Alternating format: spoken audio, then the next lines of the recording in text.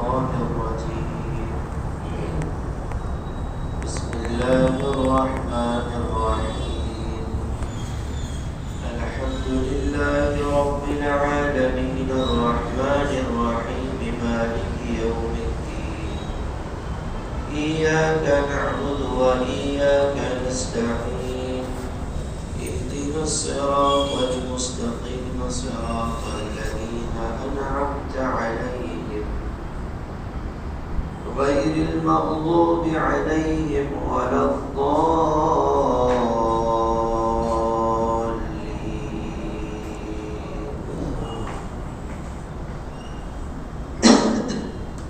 شروع اللہ کے نام سے جو بڑا مہربان نہایت رحم والا ہے.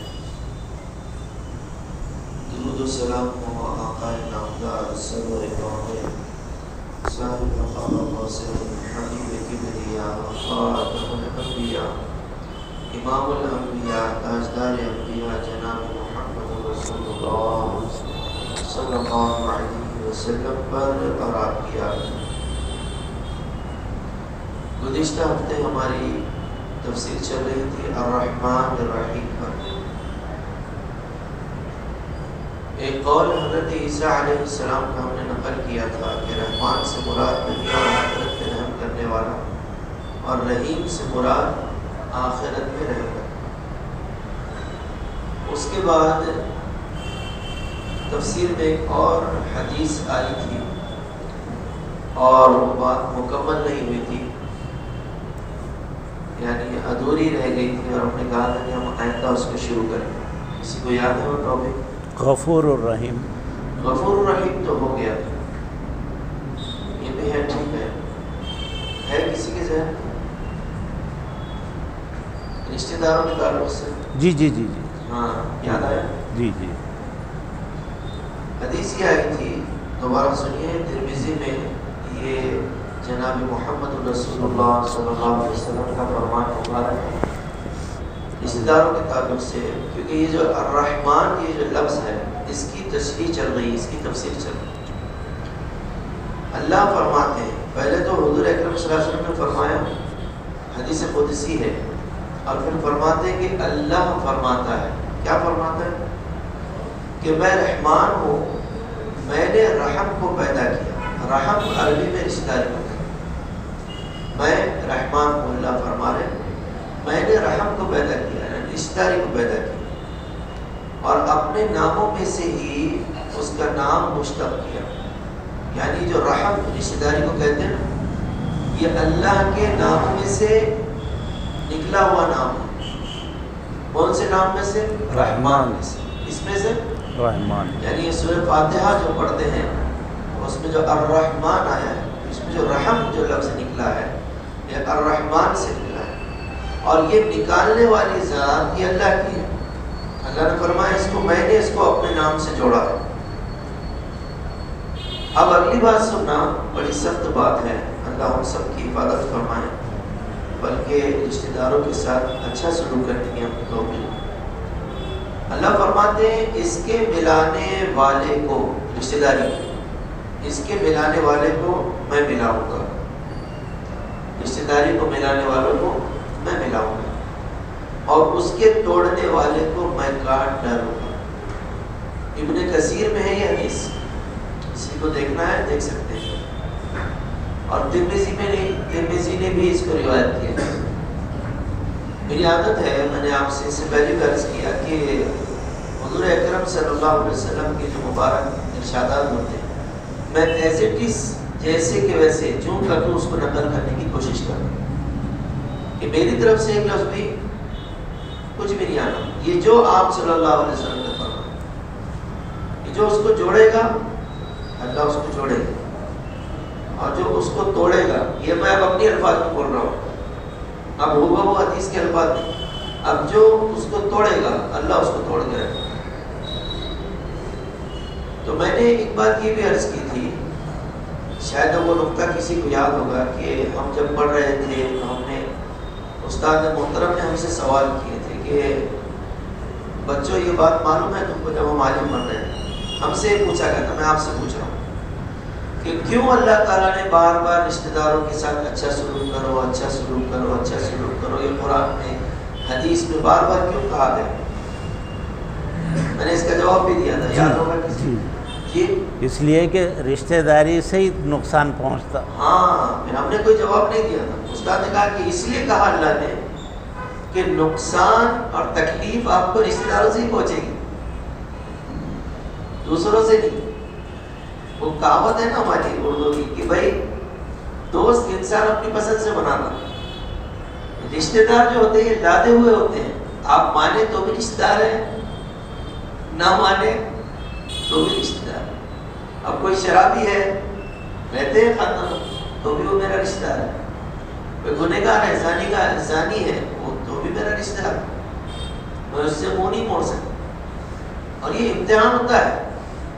بعض لوگ کیا کرتے ہیں، اس کی وجہ سے دھوکے میں آ جاتے ہیں، کسی عالم کے قریب نہیں جاتے ہیں، کسی اللہ والے کے قریب نہیں جاتے. بھائی اس کا تو فلاں یہ ٹھیک نہیں ہے، اس کا تو بیٹا ہی نہیں سنتا، اس کا تو باپ ہی نہیں سنتا. اب جو لوگ قرآن کے طالب علم ہے وہ سمجھ گئے تو میں کیا جواب دوں؟ حضرت نوح علیہ السلام کے بیٹے نے سنا، حضرت ابراہیم کے والد نے سنے، حضور اکرم صلی اللہ علیہ وسلم کے چچا نے سنے. تو ہم بالکل یہ نہیں کہہ سکتے کہ ان انبیاء کی دعوت میں کوئی کمی تھی، بالکل نہیں.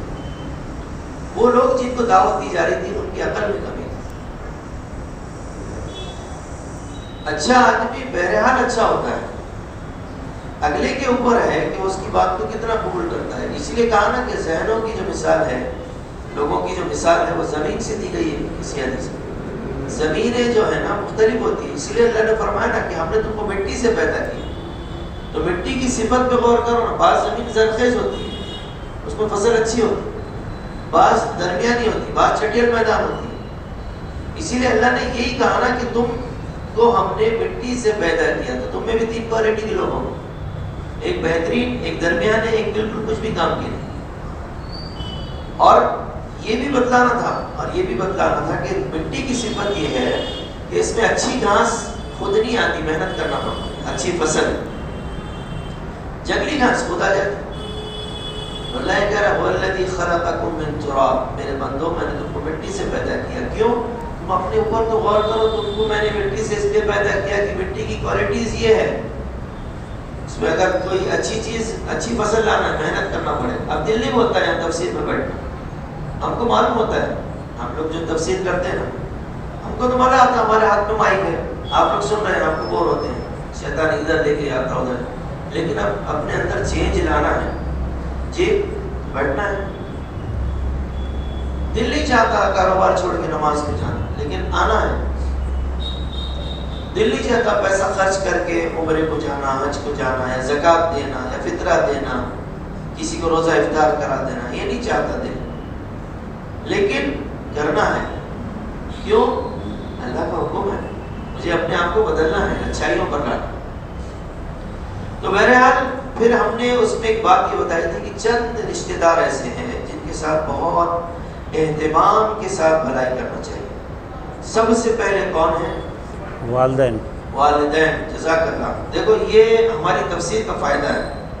اگر آپ کی طرف سے جوابات آتے رہیں گے تو میں سمجھوں گا کہ تفسیر کا مجھے فائدہ ہو رہا ہے. ورنہ وہی ہم جو آج برسوں سے کرتے آ رہے ہیں کہ درس قرآن ہوگا، تفسیر ہوگی، ہم بیان کر رہے ہیں، آپ سن رہے ہیں، دعا دے رہے ہیں، مصافحہ کر رہے ہیں، چلے جا رہے ہیں. نہیں، ہم سے بھی اگر کوئی بات ہو جائے، جیسے میری زبان سے گزشتہ ہفتے کچھ نکل گیا تھا، بھائی کی کریکٹ کر رہے تھے، اللہ جزائے خیر، کہ بیوی کا شوہر اس بیوی کے والد کہنا چاہیے. تو یہی تو ہماری اسلام ہے کہ ہم کو کوئی غلطی پٹو کے ہم کو برا نہیں لگے گا، لیکن آپ کی طرف سے آتے رہنا چاہیے. سب سے پہلے دیکھو اللہ کے حق میں، یہ حدیث کا خلاصہ ہے، سب سے پہلے قیامت میں جس چیز کا حساب ہوگا وہ نماز ہے، ایمان کے بعد.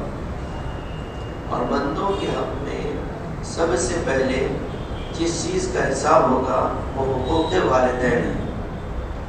ماں باپ کے حقوق کے بارے میں پوچھا جائے، ماں باپ کے ساتھ کیسا معاملہ ہے. ایک حدیث میں ابھی پڑھ رہا تھا، اس میں اتنی زبردست بات اللہ کے نبی صلی اللہ علیہ وسلم نے ارشاد فرمائی.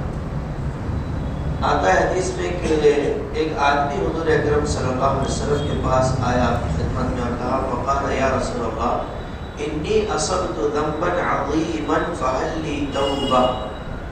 کیا کہا اس نے کہ حضور میں نے ایک بہت بڑا گناہ کر لیا ہے. تو گناہ نہیں کہہ رہا ہوں، عربی عبارت بھی میں نے آپ کے سامنے پڑھ لیا. انی اصبت ذنبا عظیما، میں نے گناہ نہیں کیا، بڑا گناہ کر لیا. بات کو سمجھو کتنی پاورفل بات آگے سے جو آنے والی ہے. بہت بڑا گناہ کر لیا، تو کیا میرے لیے توبہ کا کوئی راستہ ہے؟ توبہ قبول ہو سکتی ہے میری؟ اب ہمارے جیسا کوئی عالم ہوگا، میرے جیسا، تو کہے گا ہاں بھائی آپ تم یہ کرو، مجھے بھی توبہ کے راستے بتا دو، صرف اتنی. لیکن آپ صلی اللہ علیہ وسلم کی مبارک بات پر، جس کو حدیث مبارکہ کہتے ہیں، قربان جائیے، آپ نے کیا زبردست بات فرمائی. آپ نے فرمایا قال هل لك من ام، کیا تمہاری ماں زندہ ہے؟ سوال سامنے والا کر رہا توبہ کے بارے میں. آپ صلی اللہ، اچھا آپ بھی یہ غور کریں، آپ نے سوچا بھی ہوگا کہ الرحمن الرحیم میں یہ باتیں آ سکتی ہیں رشتہ داروں کے تعلق سے. آپ کے ذہنوں میں یہ ہوگا جو آگے آئے گی کہ اللہ کے رحم پر مولانا بات کریں یا تفسیر آئے گی.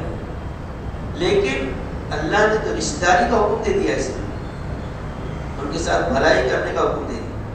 تو آپ نے کیا کہا تیری ماں، تمہاری ماں زندہ ہے؟ تو انہوں نے عرض کیا، وہ جو صحابی آئے تھے، آگے نہیں ہے اس کو، میری ماں انتقال ہے. آپ صلی اللہ علیہ وسلم نے ارشاد فرمایا کہ تمہاری کوئی خالہ ہے؟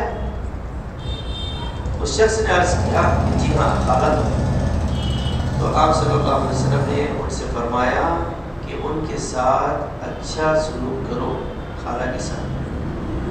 اللہ تعالیٰ اس کی وجہ سے تمہاری توبہ قبول فرما لیں گے. قربان جائے. میں نے ایک حدیث پڑھا تھا معجم الکبیر کی، یقین مانیے میرے اندر ہمت نہیں ہو بیان کرنے کی. میں جب بھی وہ پڑھتا ہوں میری آنکھوں میں آنسو آ جاتے ہیں. ماں باپ کی قربانی پہ یقین مانیے قربان جائیے. اللہ کے نبی صلی اللہ علیہ وسلم نے خلاصہ عرض کر رہا ہوں، وہ الفاظ نہیں، اگر کسی کو حوالہ چاہیے میں دے دوں، میرے پاس لکھی ہوئی، کہ جو شخص جمعہ کے دن اپنے والدین کی قبر کی زیارت کرتا ہے، اللہ تعالیٰ اس کے سارے گناہ معاف کر دے. خلاصہ ہے، ساری زندگی تو ہمارے لیے تکلیف اٹھایا انہوں نے. اب اللہ نے کتنا بلند مقام دے دیا، کہا کہ اب تمہارے ماں باپ چلے گئے، اب تم ان کی قبر کی زیارت کرو گے جمعہ کے روز. دونوں کی یا دونوں میں سے کسی ایک کی، اللہ تمہارے گناہ معاف کر دیں گے. میرا اس میں کیا فائدہ ہے؟ مجھے کون سی تکلیف اٹھانا پڑ رہی جو میرے گناہ معاف کر؟ مجھے کچھ بھی تکلیف نہیں. گاڑی ہے، کیک مارو، سیلف مارو، جاؤں قبرستان زیارت کر لو. لیکن اللہ کے نزدیک کتنا بڑا مقام ہے. اللہ کے نبی نے کیا فرمایا؟ تم اپنی خالہ کے ساتھ بھلائی کرو. اب ذرا سوچو، ہمیں کتنے بندے روز ملتے ہیں، وہ کہتے ہیں کہ یار مولانا بہت ہم بڑے گنہگار ہیں، ہم سے مجھے نہیں لگتا اللہ تعالیٰ مجھے معاف کرے. جو لوگ نہیں جانتے اللہ کی رحمت کو بولتے ہیں ایسا. آپ اس کو تکلیف مت، اپنے دل میں کوئی تکلیف مت لائیے. ایسا کہتے ہیں لوگ، ہم سے تو بہت بڑے گنہگار ہیں، اللہ ہم کو نہیں معاف کرے. اللہ کے نبی نے کیا فرمایا؟ صحابی نے کہا انی اصبت ذنبا عظیما، حضور مجھ سے بہت بڑا گناہ ہوا، مجھ سے میرے لیے توبہ کا کوئی راستہ ہے؟ تو گویا اب اپنی زبان میں کہہ رہا ہوں. حضور نے کہا کہ تم اپنی ماں کے ساتھ بھلائی کرو، اللہ اس گناہ کو معاف کر دے گا. کتنی بڑی بات. ایک صحابی آئے نا، انہوں نے پوچھا کہ من احق بحسن صحابتی، کہ حضور میں سب سے اچھا سلوک کروں لوگوں میں، اس بات کا سب سے زیادہ مستحق کون ہے؟ آپ نے فرمایا امک، ہماری ماں.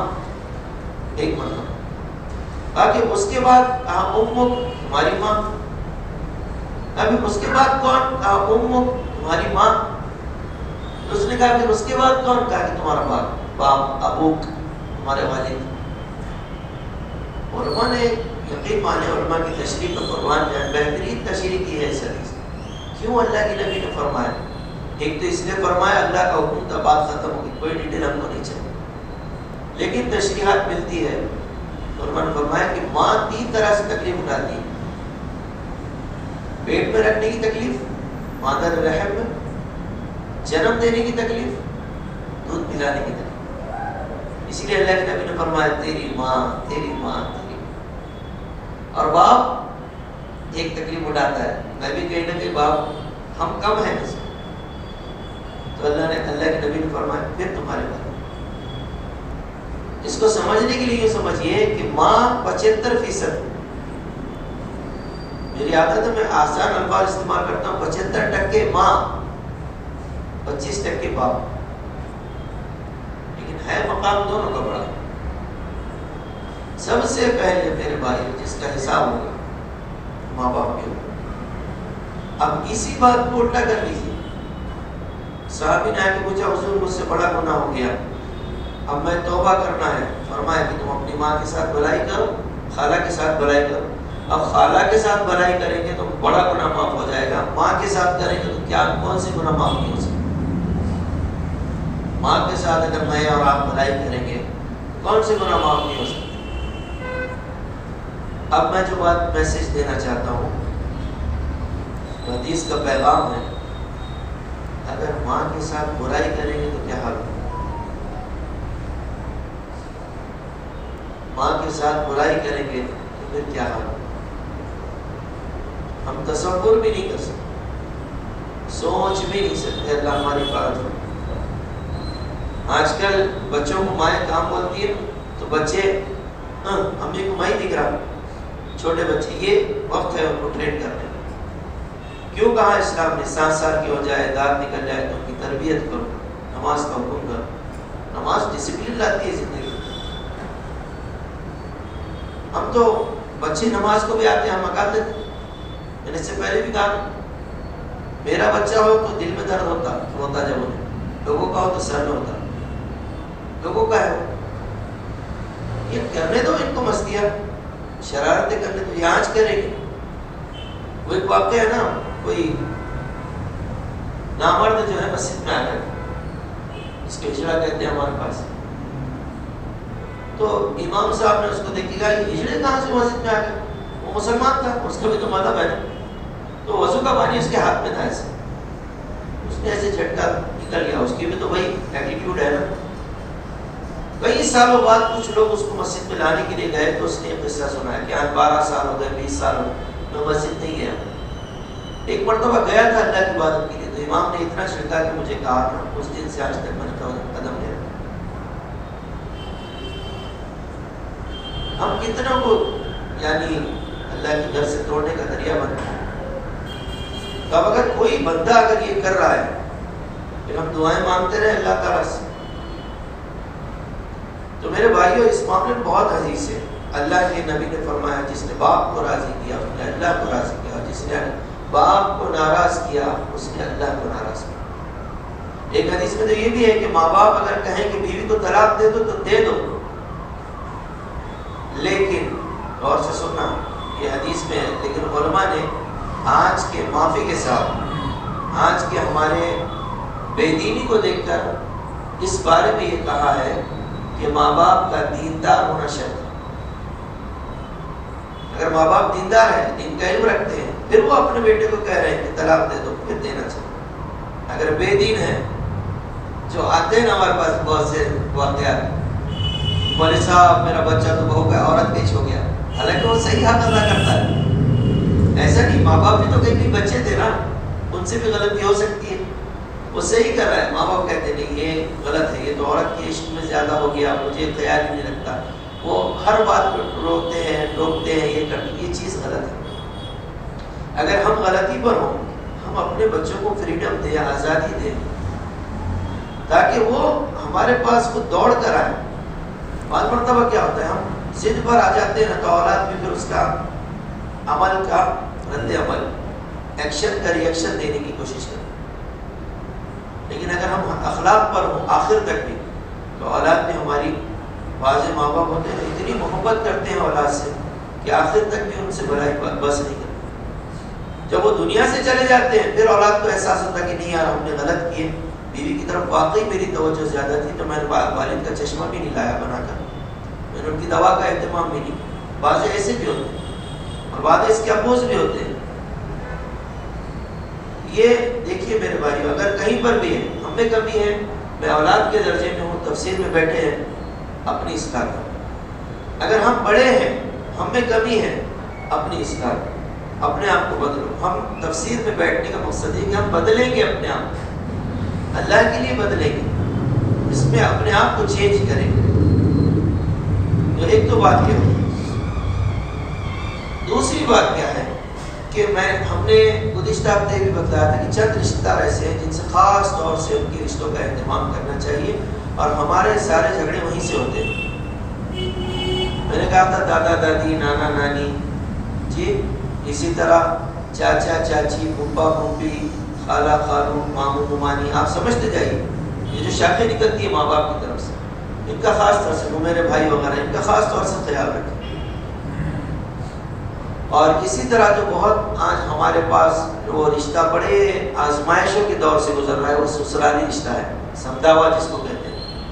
بڑے امتحان سے رشتہ گزر رہا ہے، کہیں پر لڑکی والوں کی وجہ سے، کہیں پر لڑکے والوں کی وجہ سے. اگر یہ بھی ہم کرتے ہیں، میں نے اس کے ضمن میں یہ بات کہی تھی کہ حدیثوں سے، کتابوں سے پتہ چلتا ہے کہ ہر شخص کے 3 باپ ہوتے ہیں. اب تک آپ نے سنا کہ ایک باپ ہوتا ہے، لیکن 3 ہوتے ہیں. ایک تو اپنا حقیقی باپ جس نے ہم کو جنم دیا، جی. دوسرا حضرت آدم علیہ السلام، اور تیسرا جو خسر ہے، سسرے صاحب، ہاں ان کو بھی باپ کا مقام دیا. اس نے اپنی جگر کا ٹکڑا ہم کو دیا ہے، اس کی قدر کرنا چاہیے. بعض لوگ اتنا بھی برا سلوک کرتے ہیں کہ اس کی بیٹی گھر کے اندر ہے، وہ باہر کھڑا ہے، اس کو گھر میں بھی نہیں بلا، تو فلاں ٹائم پہ اس نے ایسے کیا، گالی دیا. پھر یہ اس کا مطلب کیا ہوا؟ اللہ تعالیٰ فرمائے جو جوڑے گا میں اس کو جوڑوں گا، جو توڑے گا میں اس کو کاٹ کے رکھوں گا. ایک حدیث اور سنیے، جو ہم لوگ، جو میں بھی کبھی نہ کبھی یہ بات کہا کرتا ہوں نا، میں بھی تو کوئی نیک آدمی نہیں، گنہگار ہی. اللہ کے نبی فرمائے لیس الواصل بالمکافی ولکن الواصل الذی اذا قطعت رحمه وصلها. کیا فرمایا؟ وہ شخص صلہ رحمی کرنے والا نہیں، وہ شخص، اللہ کے نبی کے الفاظ فرما رہا ہوں، یہ ذکر کر رہا ہوں، نقل کر رہا ہوں، وہ شخص رشتوں کو جوڑنے والا نہیں. کون؟ حضور. اس کے بارے میں آپ یہ کہہ رہے ہیں؟ میں سوال کی اپنی طرف سے پیدا کر رہا ہوں تاکہ اگلی بات آپ کو سمجھ میں آئے. جو برابری کا معاملہ کرے. برابری کا معاملہ کیا مطلب؟ یعنی دوسروں کے اچھے برتاؤ کرنے پر اس سے اچھا برتاؤ کرے. ہمارے رشتے دار، میں نے اس کی بات میں ایک لطیفہ بھی سنایا تھا، ہمارے معاشرے میں چلتا ہے، بھائی ہم کو تو چھیڑنا نہیں، ہم کو اگر کسی نے چھیڑا تو نوجوان ہنس رہے، تو ہم کیا کرتے ہیں؟ چھوڑتے نہیں. ہاں یہ اللہ کے نبی کیا فرماتے ہیں؟ اس کے ساتھ بھلائی کرو. وہ رشتوں کو جوڑنے والا نہیں ہے جو برابری کا معاملہ کرے، ایک دوسروں کے اچھے برتاؤ کرنے پر اس سے اچھا برتاؤ کرے. بلکہ رشتہ جوڑنے والا تو وہ ہے جو دوسرے کے رشتہ توڑنے پر بھی رشتہ جوڑے. 3 بار حکم ہے آپ کو. وہ ایک صحابی آئے نا، ایک شخص آیا، اس نے کہا کہ حضور میں اپنے رشتہ داروں کے ساتھ بھلائی کرتا ہوں، ان سے جوڑنے کی کوشش کرتا ہوں، وہ توڑتے ہیں. میں بھلائی کرتا ہوں، وہ برائی کرتے ہیں. میں ان کی تکلیفوں کو برداشت کرتا ہوں، انہیں سے جہالت سے پیش آتے ہیں. تو آپ نے کیا فرمایا؟ اگر بات ویسی ہی ہے جیسے تو بول رہا ہے، تو پھر تو ان کے منہ میں آگ بھر رہا ہے، انگارے بھر رہا ہے، اور تیرے اس عمل کی وجہ سے اللہ کے نبی نے فرمایا صلی اللہ علیہ وسلم، جب بھی اس سرکار کا نام آئے درود پڑھیے، تیرے اس عمل کی وجہ سے تجھے برداشت کرنا ہر وقت یہ نام ہے، یہ نام ہے. ہر وقت ایک فرشتہ تمہارے ساتھ اللہ کی طرف سے مدد کے لیے لگا ہوا رہتا ہے. اور یہ ایسے لوگوں کے ساتھ معاملہ ہوتا ہے. آپ نے سنا ہوگا نا، کوئی آگے کہتا ہے ارے بھائی میں ابھی مرتے مرتے بچا. وہ رشتہ داروں کے ساتھ بھلائی کرتا نا، اللہ کی مدد، اللہ کے حکم سے وہ فرشتہ بہت ممکن ہے اس کو مصیبت سے نکال دیا. اس کو اللہ کے نبی فرما رہے ہیں، دیکھ لیجیے حدیث، مسلم کی حدیث ہے، فرمایا وَلَا يَزَالُ مَعَكَ مِنَ اللَّهِ ظَهِيرٌ عَلَيْهِ. برابر ایک فرشتہ تمہارے ساتھ اللہ کی طرف سے مدد کے لیے لگا ہوا ہے. کتنا بڑا انعام. اب وہ بات جو میں نے بات بتائی تھی تو احادیث سے بتا دی. بعض لوگوں کے ذہن میں سوال آ رہا ہوگا کہ بعض مولانا تم کو نہیں معلوم ہمارے رشتے دار کتنے گئے ہوئے ہیں. ہاں کتنی آسان زبان میں کتنی نہیں سمجھ میں آ بہت گئے ہوئے مولانا ہمارے رشتے دار. تم یہ بول رہے حدیث سب برابر ہے تو خود بولتے بھی لوگ بولنا نہیں چاہیے بولنا نہیں چاہیے لیکن بول رہے ہیں. کیوں؟ ہمارے رشتے دار بہت خراب ہے. مجھے بھی معلوم ہے میں بھی آپ ہی کی طرح ایک انسان ہوں, میرا بھی اپنا خاندان ہے. بعض رشتے دار ایسے ہوتے ہیں جو واقعی بہت خراب ہوتے ہیں.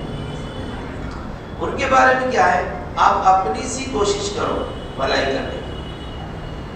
وہ نہیں مانتے ہیں. ایک مرتبہ سلام کرو, 2 مرتبہ سلام کرو, 3 مرتبہ کرو, پھر اس کے بعد آپ رشتے توڑنے والوں میں آپ کی گنتی نہیں ہوگی.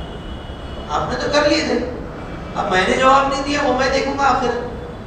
آپ نے تو مجھے سلام کرے, آپ کو ثواب بھی مل گیا, ڈبل مل گیا, میں نے نہیں دیا جواب, اب میں دیکھوں گا آخر, اور پھر اللہ مجھے دیکھے گا.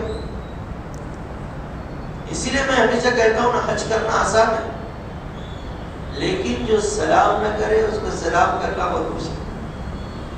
عمرہ کرنا آسان ہے لیکن جو تم سے ایٹیٹیوڈ سے تکبر سے پیش آ رہا اس سے عاجزی سے پیش آنا, چھوٹے بن کے ملنا, یہ بہت مشکل ہے. جی روزہ رکھنا آسان ہے, جو تم سے توڑ رہا پیچھے گھوم کے اس کے پیچھے جا کے اس سے معافی مانگ کے اس سے رشتہ جوڑنا بہت مشکل ہے. یہ بہت مشکل ہے.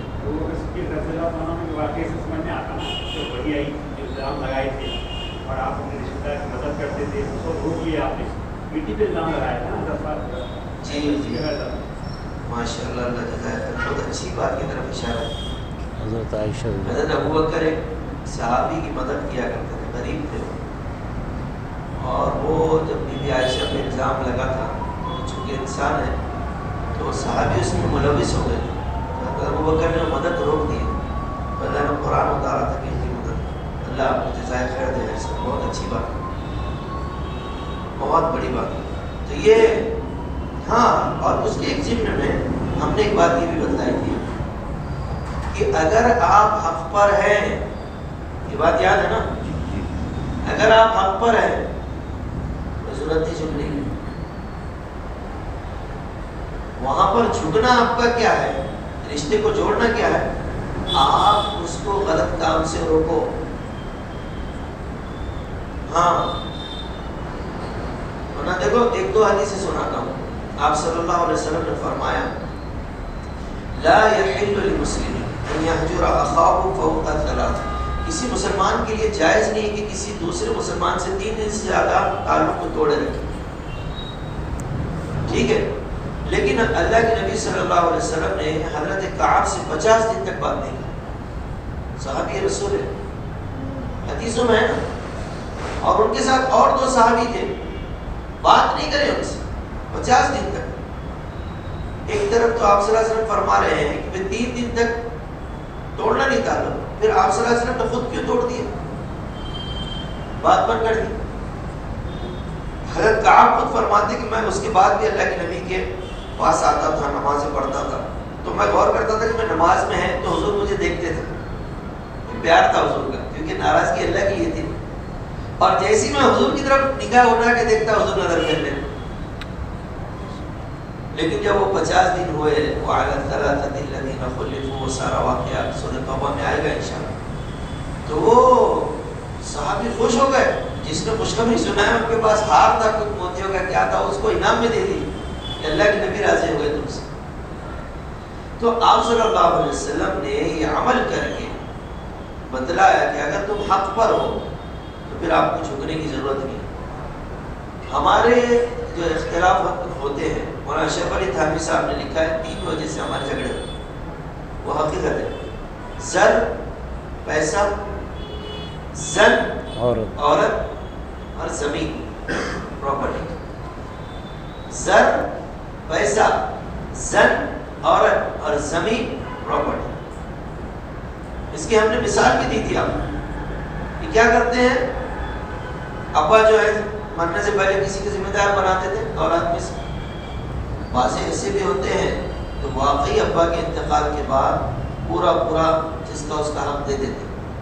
اگر ایسے لوگ نہیں ہوتے نا میرے بھائیوں، یہ نظام نہیں چلتا، آسمان قطرہ بھی نہیں برساتا. اچھے لوگ ہر جگہ ہیں، انہی کی برکت سے اللہ یہ نظام چلا رہا ہے. ہر فیلڈ میں، وکیلوں میں ہو، پولیسوں میں ہو، عدالتوں میں ہو، بھائیوں میں ہو، مسلم ہر جگہ اچھے لوگ ہوتے ہیں. لیکن ہم بات کر رہے ہیں برے لوگوں.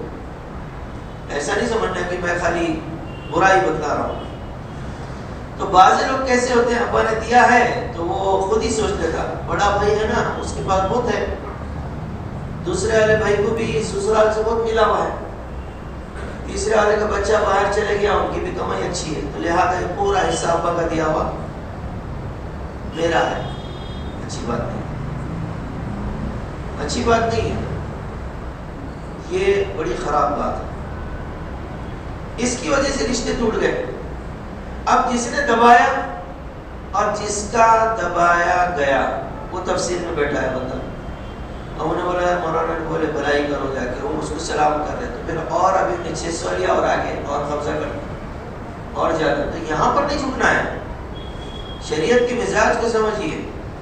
یہاں پر نہیں، جہاں آپ حق پر ہیں ناراضگی میں وہاں پر نہیں، وہاں پر پھر اس کے ساتھ بھلائی وہی ہے کہ آپ اس کو آئینہ دکھائیں، محبت سے دکھائیے. بڑے بھائی ہیں سختی سے دکھائیے، آپ کی اپنی مرضی یہ شریعت کہتی ہے. لیکن جیسی شریعت کہتی ہے آپ اس کو بتلائیے کہ بھائی یہ جو تو نے کیا ہے یہ غلط ہے. جو 14ویں پارے کی سورہ نحل کے آخر میں آیت آئی کہ ادعو الی سبیل ربک بالحکمۃ والموعظۃ الحسنۃ وجادلہم بالتی ہی احسن. اس وقت اس کی تفسیر میں ہم دیکھیں گے، لیکن ابھی ذہن میں آگے بات بتا دوں.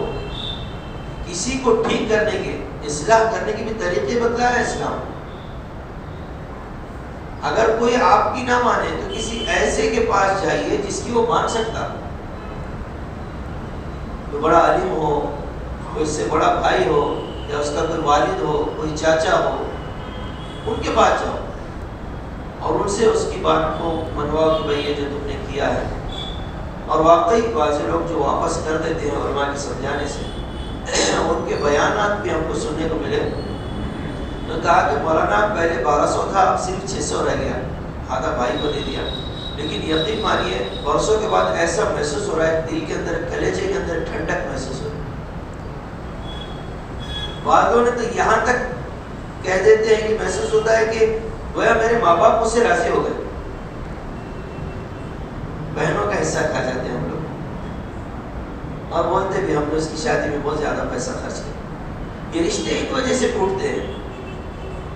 تو پھر ہم نے ایک سوال اٹھایا تھا، کہیں ایسا تو نہیں کہ اللہ تعالیٰ نے جو فرمایا ہے کہ جو توڑے گا میں اس کو کاٹ کے رکھ دوں گا، تو ہمارے اوپر جو آج حالات ہیں کہیں اسی وجہ سے تو نہیں ہے؟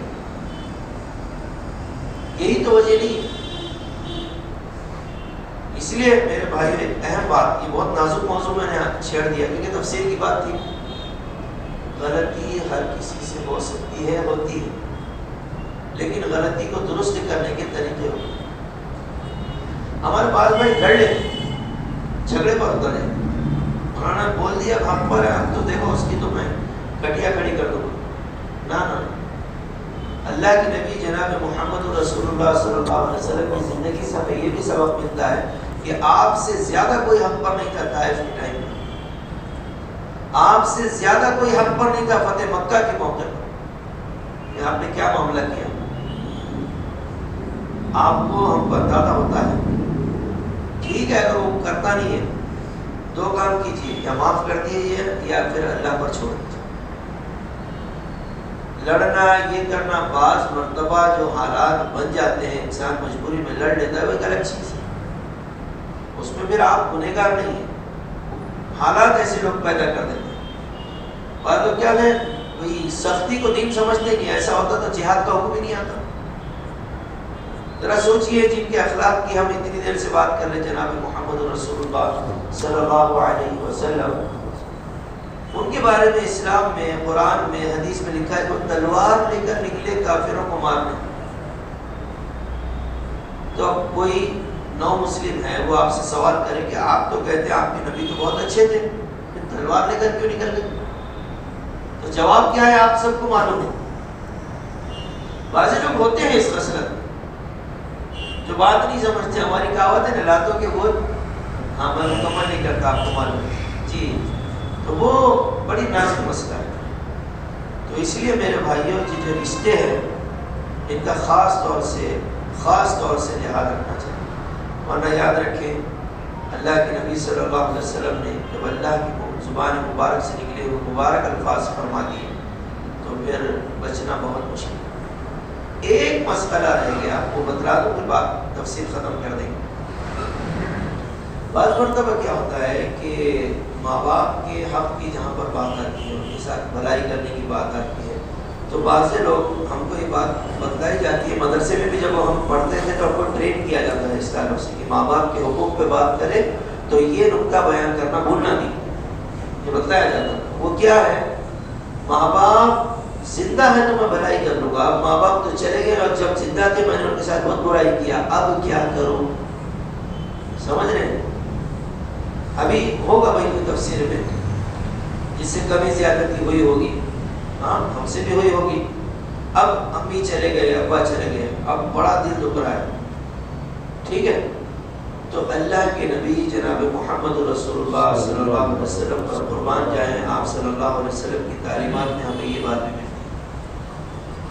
آپ نے فرمایا، حدیث کا خلاصہ ہے کہ کوئی نافرمان بیٹا بیٹی ماں باپ کی نافرمانی کیا، ان کا انتقال ہو گیا، اب اس پہ احساس ہو رہا ہے کہ میرے ماں باپ تھے، بڑی قیمتی دولت، اب وہ ان کے ساتھ بھلائی کرے گا، چاہتا ہے کرنا، تو وہ ان کے لیے کیا کرے؟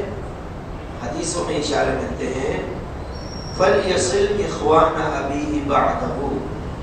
اگر والد کے ساتھ اچھائی کرنا چاہتے ہیں تو والد کے بھائی کے ساتھ اچھائی، چاچا کے ساتھ، جتنی تمہاری طاقت.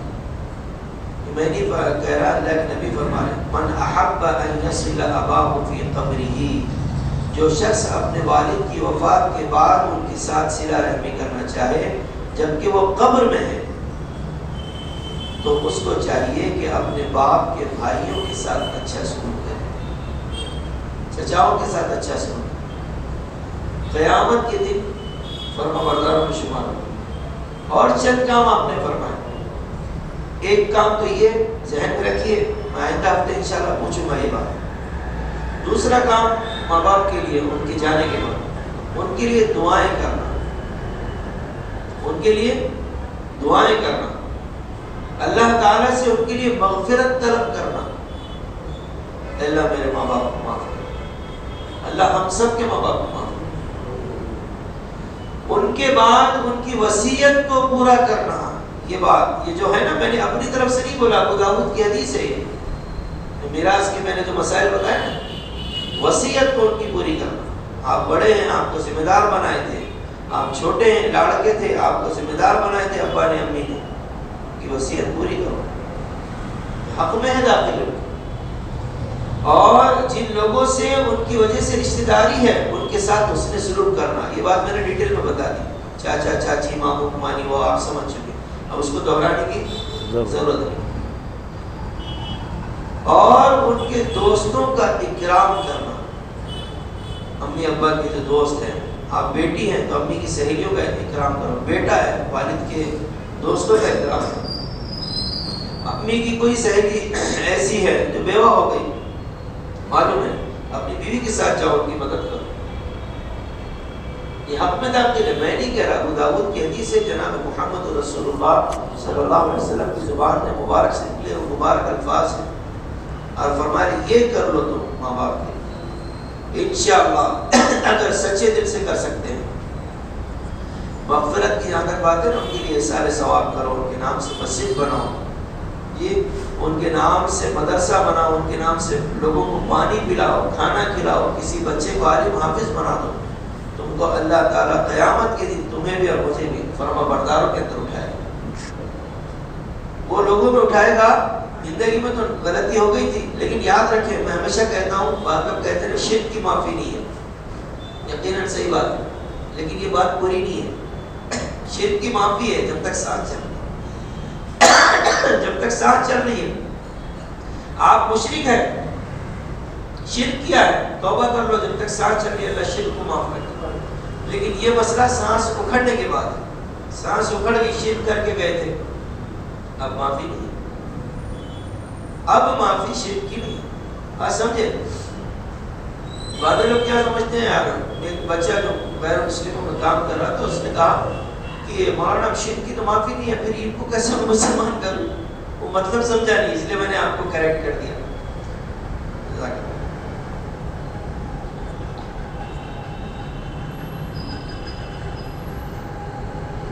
تو ایسے ہی ماں باپ کی نافرمان کی معافی نہیں ہے، لیکن اگر وہ زندہ ہے اور ان کے لیے مغفرت کی دعا کرتا ہے تو وہ بچہ بھی کل قیامت میں اللہ تعالیٰ اس کو فرما بردار اولاد کے اندر اٹھائے.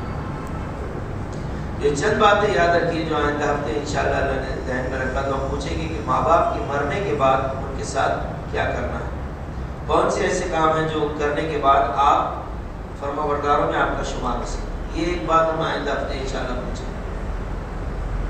اور کون کون سے رشتہ دار ایسے ہیں جن کے ساتھ بہت اہمیت کے ساتھ رشتہ جوڑے رکھنا چاہیے، یہ بات بھی پوچھیں گے. اور یہ بھی پوچھیں گے کہ اگر آپ حق پر ہو اس صورت میں کیا حکم ہے. یہ 3 باتیں ذہن میں رکھیں. اور آئندہ ہفتے انشاءاللہ اللہ کے رحم کے اوپر تفسیر ہوگی، بہت بہترین تفسیر ہے انشاءاللہ. ضرور آپ تشریف لائیے، اپنے دوست احباب کو بھی لائیے. اب اگر کوئی بات آپ کے ذہن میں ہو، کوئی سوال جو ہم سے پوچھنا چاہتے ہیں تو پوچھ لیجیے، یا کوئی بات میری زبان سے، میں بھی حقیر فقیر اللہ کا گنہگار بندہ ہوں، کوئی ایسی نکل گئی ہو اس کو کریکٹ کرنا چاہتے ہیں تو آپ کو پوری اجازت.